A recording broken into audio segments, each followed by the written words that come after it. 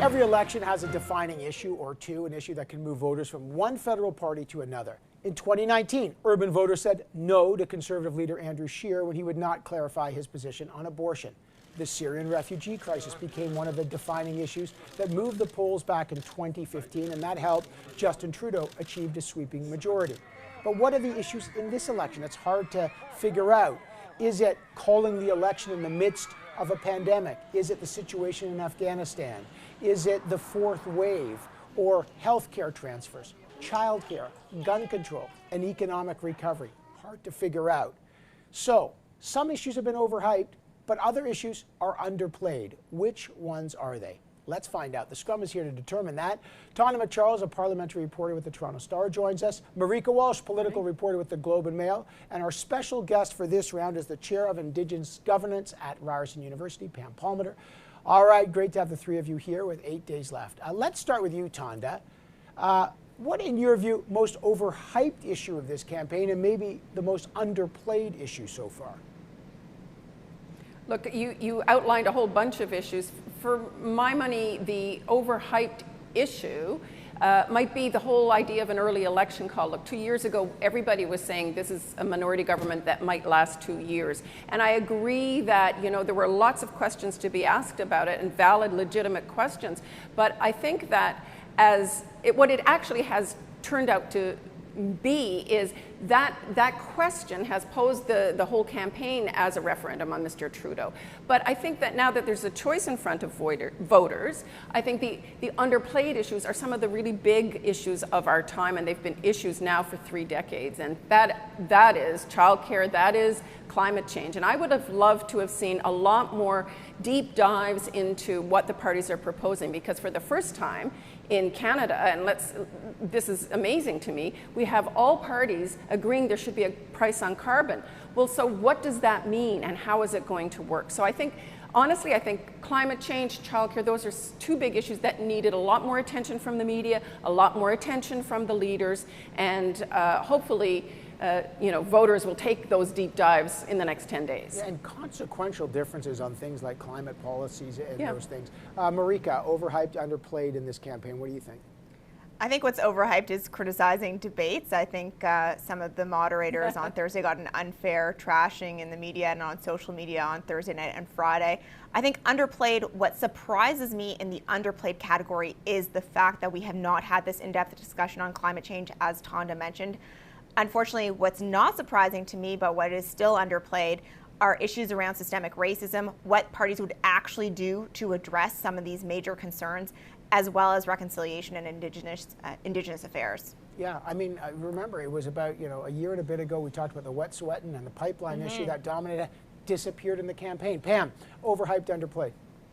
I think overhyped is water on First Nations. And when I say that, I don't mean to say that that's not important, but it's a critical part of the bigger picture, which is genocide. We had a national inquiry into murdered and missing Indigenous women and girls that found Canada guilty of historic and ongoing genocide, which includes water, which includes violence against Indigenous women, the crisis of First Nation kids in foster care, over-incarceration, all of these issues. And you don't see this focus on or taking responsibility for genocide, which is also linked very much to systemic racism, including in healthcare. Think of Joyce Echaquan, in Quebec. And also think about the RCMP. I mean, for months, people were marching and protesting and rallying in the streets and talking about racism in the media, especially the RCMP, the targeted killing and brutalization and over-incarceration of Indigenous peoples. And I haven't seen anything talked about. Yeah, you're absolutely right. And these just didn't get the play that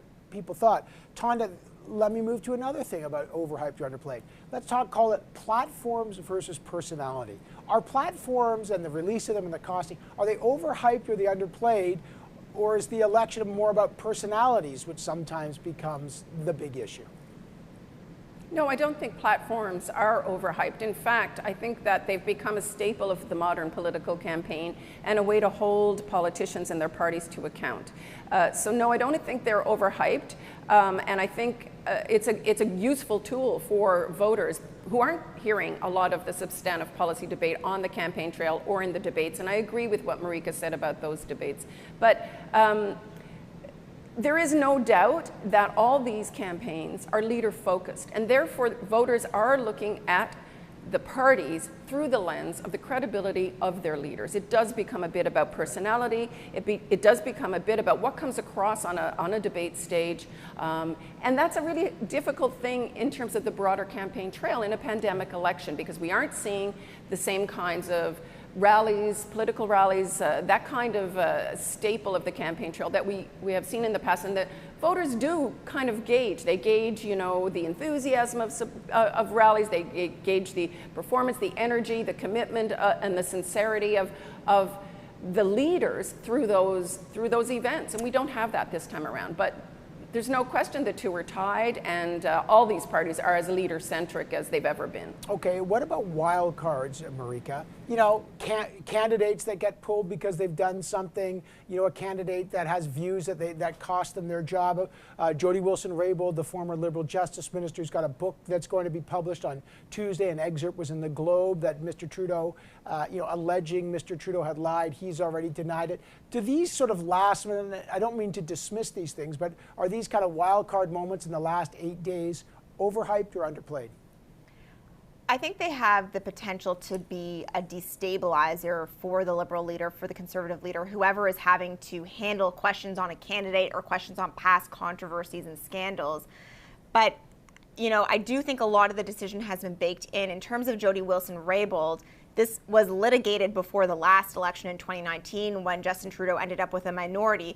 But I don't think that we can entirely dismiss it, because if it does continue to dominate discussion, and the Liberal leader had many questions on it in his press conference on Saturday, then it could still be a reminder for people why they actually gave him a minority last time. And so that's really where the issue is. It might not sort of change the narrative of the issues that we're talking about or the policy decisions of each party, but it could still be a few rough days for whichever leader is facing those questions. The one thing that, and Pam, I'll leave it with you on this one, you know, with pandemic recovery, historic levels of deficit, I get a lot of questions from people. How come you're not discussing competitiveness, the economy? Like, in the midst of this, there's a lot of talk about pandemic recovery and what governments can do. There hasn't been a lot of talk about, detailed talk about creating jobs and economic recovery and competitiveness. Has that been an underplayed item in this pandemic, Pam, or this election? I think very much so. And the how. I mean, it's easy to say, I'll create 1 million jobs. Well, I can say that too, but it's the how. How are you going to do that? How is that connected to your climate change plan? How is that connected to the pandemic recovery or the social supports, or whether or not there's going to be childcare supports? Like, all of these things are very much linked.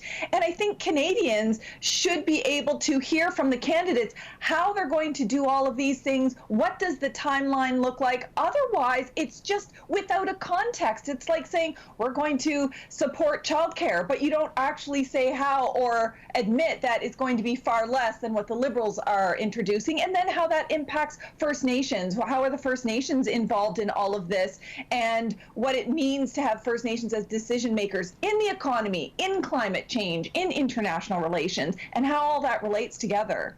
All right, I love that. Overhyped, underplayed. That's great. We could do that more. We have one more Sunday left. Pam Palmater, great to have you on the program. I know Marika and Tonda are going to stick around. So thanks, Pam. Thanks so much.